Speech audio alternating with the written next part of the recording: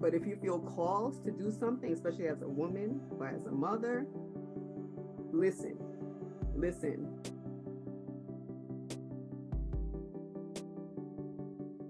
Welcome to the Spare Change podcast. We have Nkechi Nwachukwu in the room. Super excited to have this conversation with her.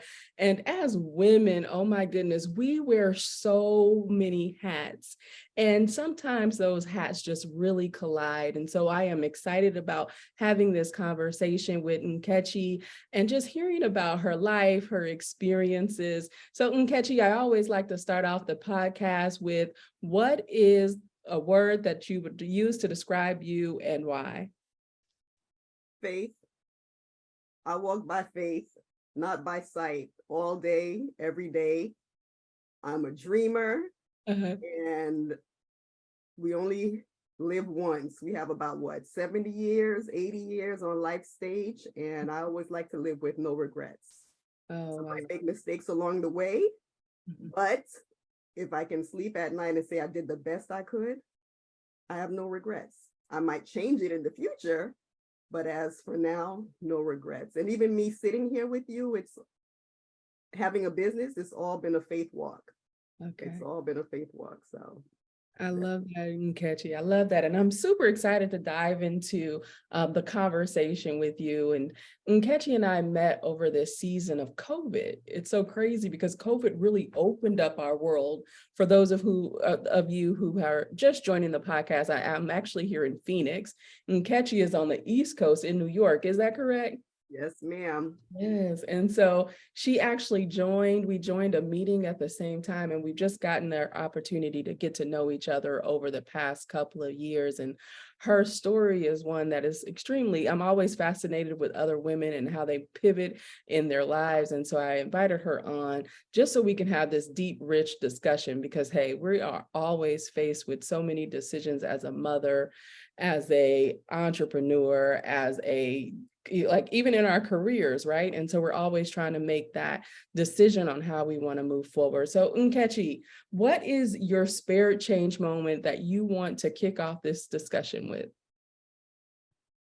Two. Let me just say two. Okay. One, you were definitely a spare change moment. Yes, we met through the National Association of Women Business Owners, and now both Phoenix is on the move. And y'all had some great virtual programming. And that's how you and I connected. And you were gracious enough to say, yeah, you shared your number with me. And when I called, you were occupied, but you still took the call. And I saw you in a warehouse packing for a fellow businesswoman's shipment of something in a huge warehouse. It looked huge to me. And I don't know if she owned the warehouse or operated. So that was already life shifting because I spent decades, almost 30 years working with others. And when I met you, I was brand new to this entrepreneurship game. So to see you, and you were just talking to me casually and everything like that. And I was like, okay, women in business, this is it. This is where it's at. And I saw it in action because pictures are worth 1,000 words. So thank you. That was my spirit change moment. You encouraged me to just keep going. Of course. And the major one would be, and I have my little homeschool art on the wall, but that's because around 2016, 2017, I resigned my full-time, wonderful position. I was enjoying my work. I had no issue with work. I just felt I needed to spend more time pouring into I have 3 kids. And by then, my oldest was about to turn 10. And I feel children's characters are pretty much set by 7, 8, 9, definitely 10.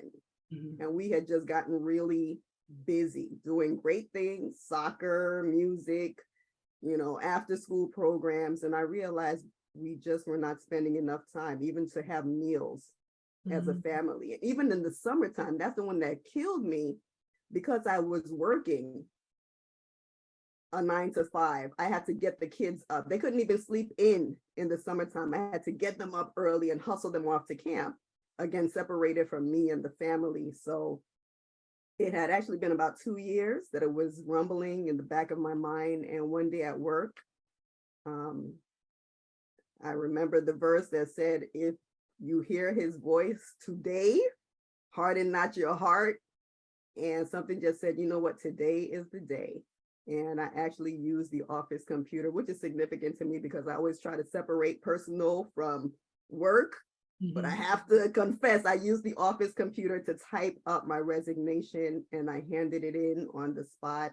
And I told them I wanted to homeschool my kids and pursue other personal interests. And that, to me, around 2017-ish or so, fast forward to 2020, when all the schools shut down.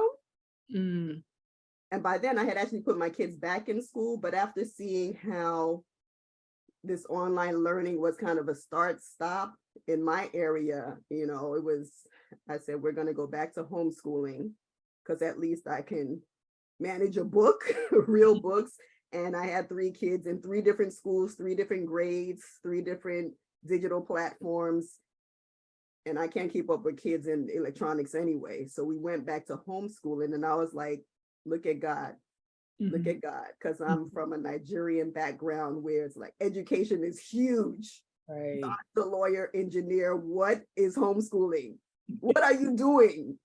And then when all the schools shut down and everybody was homeschooling, I was actually ahead of the game. And the kids, this time they taught themselves. The first time I was like in front of the dry erase board, being the teacher and meals.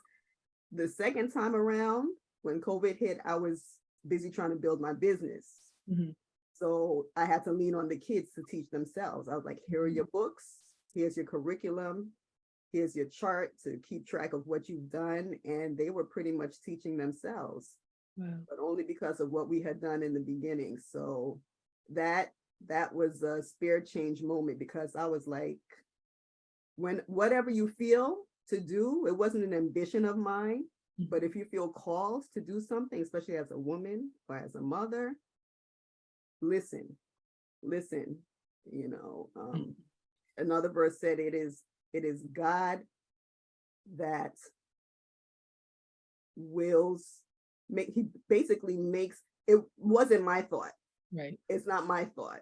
It's Right. God downloading something and maybe even sharing a bit of the future with me or with you. So they call it women's intuition. Definitely listen to it. He'll Nkechi, you said some great stuff in there, and I just want to kind of go back and unpack it just a little bit, because, you know, you talked a lot about how you were just busy as a family.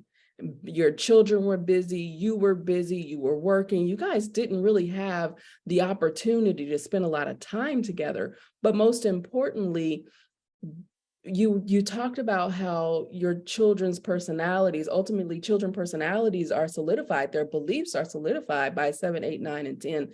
So let's dive in a little bit deeper right there.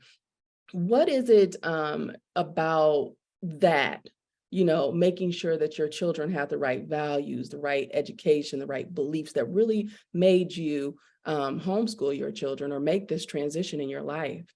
I tell them all the time, and the 15-year-old, he's like, 2-3 more years, I'm out of here. He's always out of here.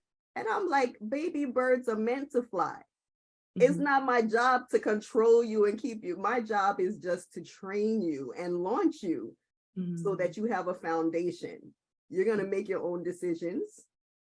And my job is just to say, okay, if you decide to go this way and not take my advice, in the event you change your mind and want to switch course, at least you know what's possible and what's available, because we've trained you a certain way. So I just wanted to make sure that foundation was set so that when they're off and on their own, you know, they know where to turn. Yeah, and I love that. I love that, because let's stay there for a second. So their foundation is set, and it reminds me of the verse that says, "Train a child in the way that they should go," right?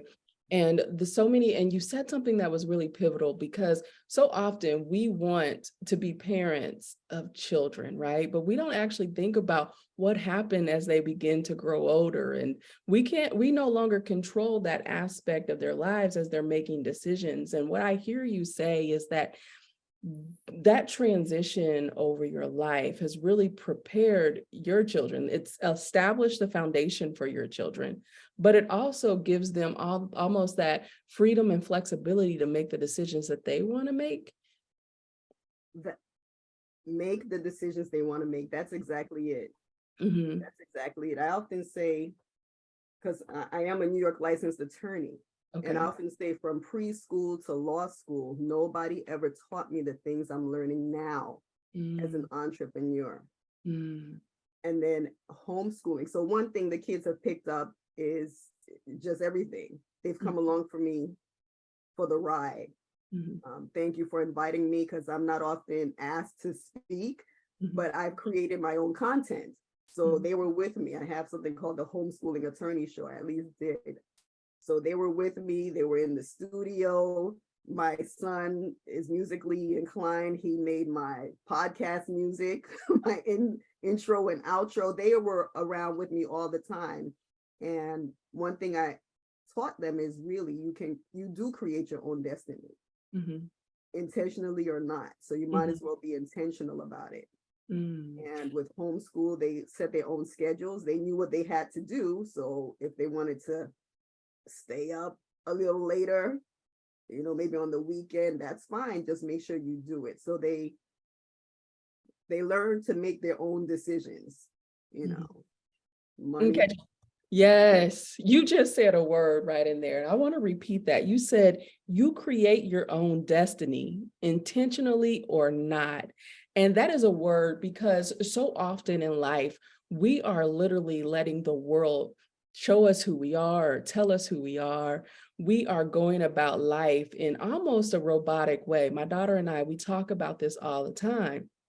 And so whether or not you're being intentional or whether you're being unintentional, you are creating the life that you want. And so if you do not like the life that you're currently living, you can shift that at any point in your life. You can shift, you can set a new path, and you can move yourself forward, creating your own destiny and moving yourself forward in a way that is more beneficial to you to create a happier and healthier life. So I love that quote. And I just wanted to put that little tidbit in there as well, because, even though you're talking about young children, you are literally, that was a word that was spoken for anyone that is listening. And so even if you're stuck in a 9 to 5 and you have this big dream, you said that you were a dreamer earlier, and you have this big dream, Nkechi, it's really about stepping out on faith. It's really about being able to walk forward in the vision that you see for yourself and start making that life. And I love that. And I just wanted to bring that out.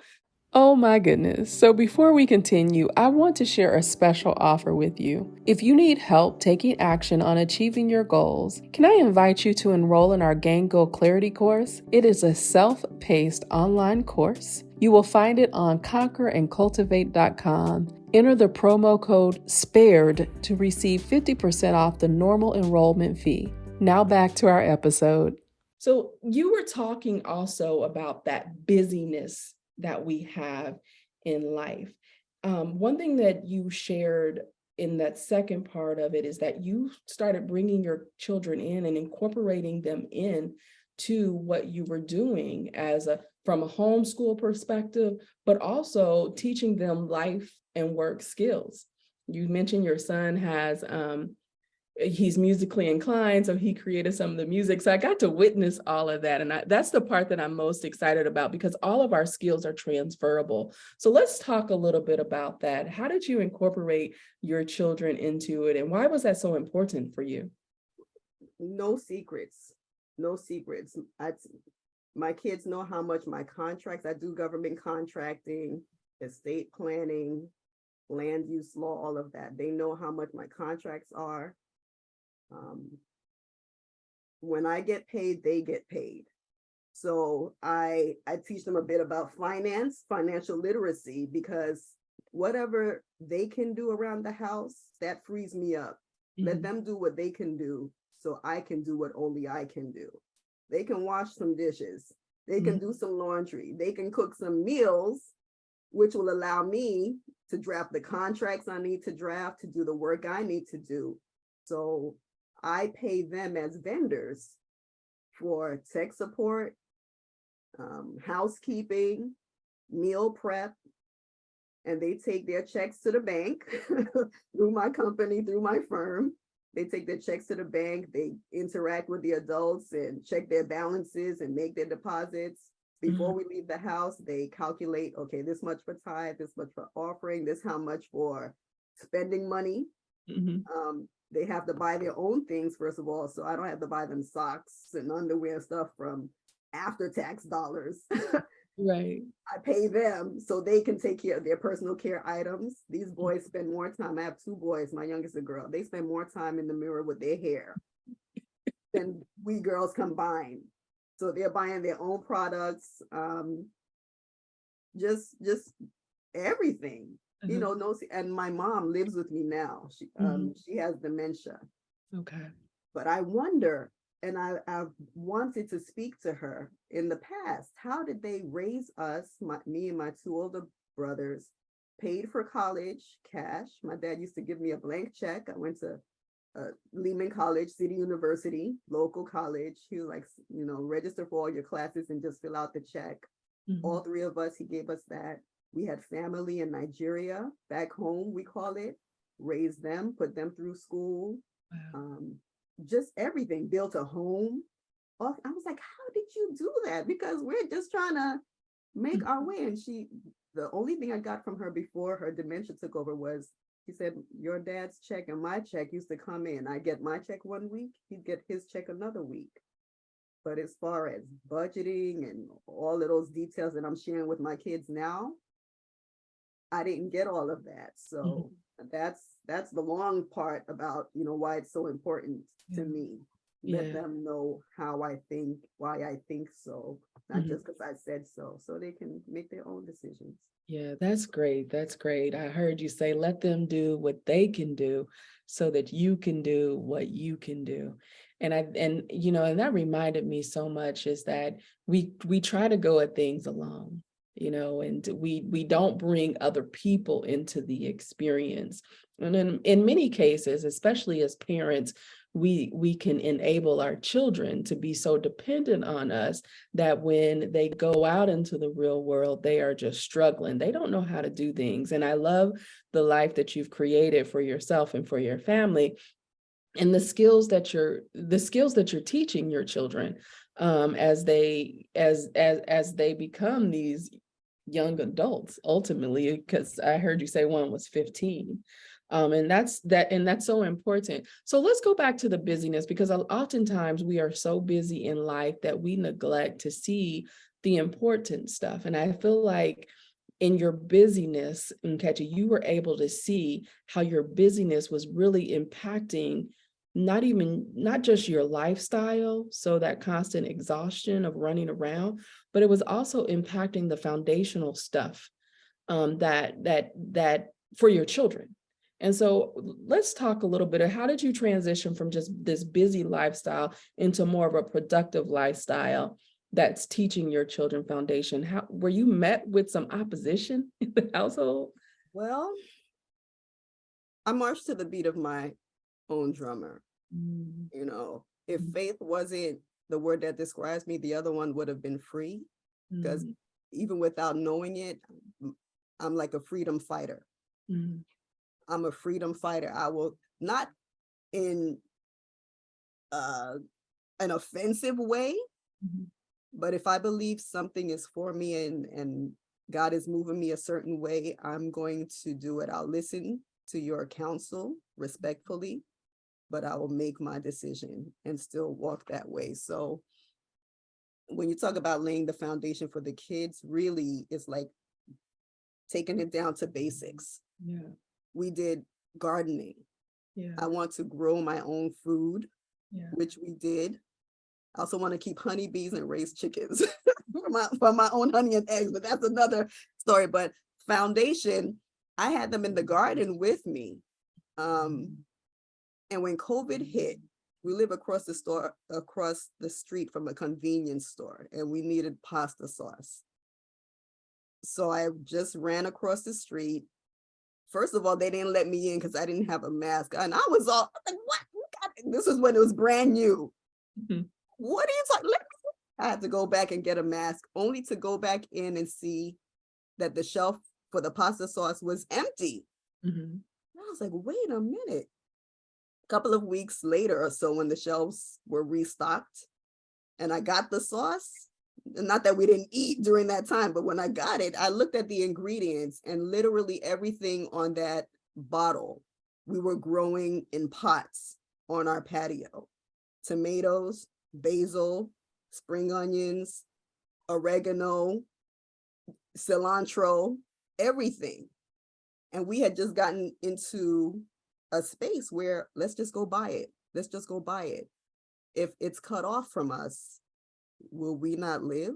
So that was one thing. I just introduced them to gardening and the seasons. And there's so much to learn in nature, because I was always looking for, well, how do we learn? So I let nature be our classroom. Mhm. We did seedlings. I think that's the biggest part, because if all of this shuts down, Mhm. you'll have to eat. Mhm. And time waits for no one. Thank goodness, because I learned if you don't plant the seeds at the right time, they won't be robust. If you don't harvest at the right time, put in all your work and harvest, we've had food go to waste and rot, because I was like, I don't want to go and, pick it now. Maybe the weekend, then it could rain a lot. And then the tomatoes will burst or whatever.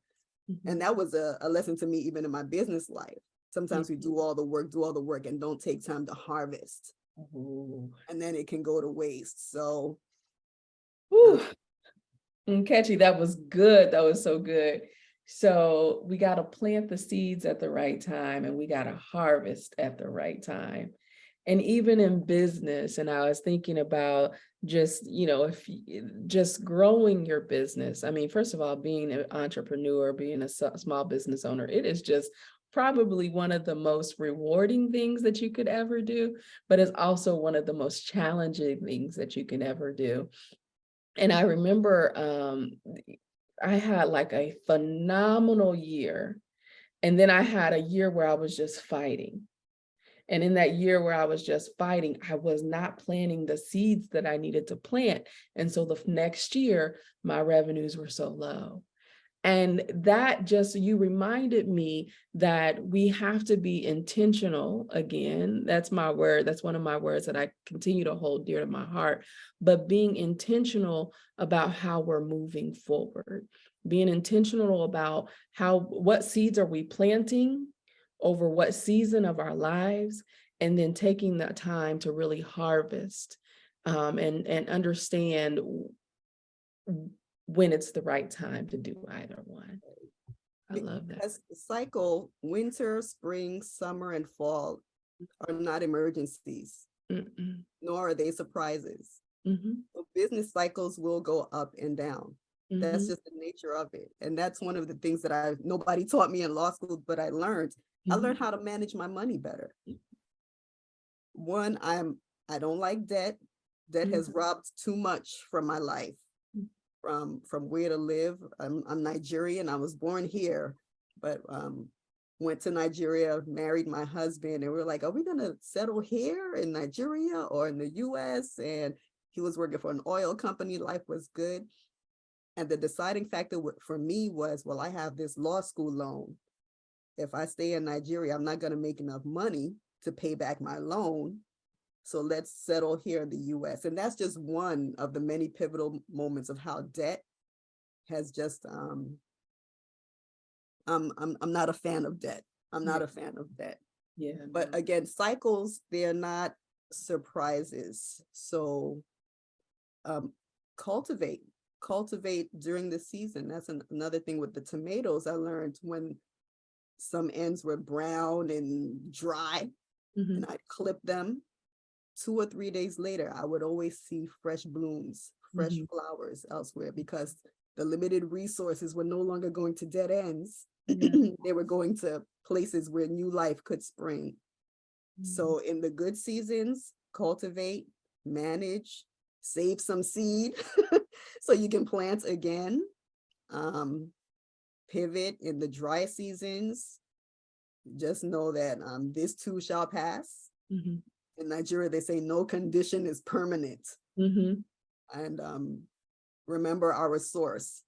You know, I'm a believer. If a bird can come and feed, who is Elijah, or you can get bread from heaven or water from a rock, I'm like, okay, I know who my source is. None of this is mine anyway. I'm just trying to be a good steward, a good manager. You know, just keep going. If you're alive to see another day, there's always hope. There's always hope. I love that. I love that. And Nkechi, thank you so much for being on the Spirit Change podcast. And, you know, I thoroughly appreciated this conversation. And there were so many little nuggets that we could take from it. And I hope that they heard a word here today.